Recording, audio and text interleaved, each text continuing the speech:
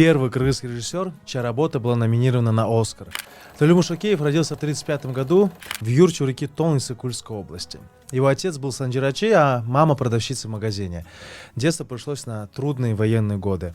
Позже он приехал во Фрунзе и окончил знаменитую 5-ю школу, затем Институт киноинженеров в Ленинграде и высшие режиссерские курсы в Москве.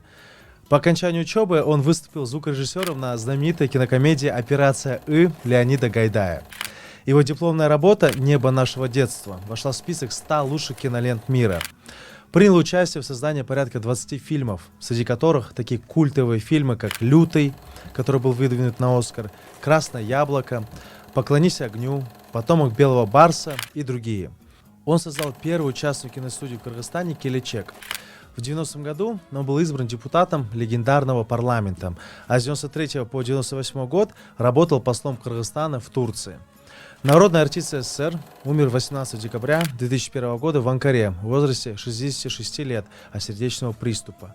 1 ноября 2002 года киностудия «Кыргызфильм» стала носить имя Толюмуша Океева.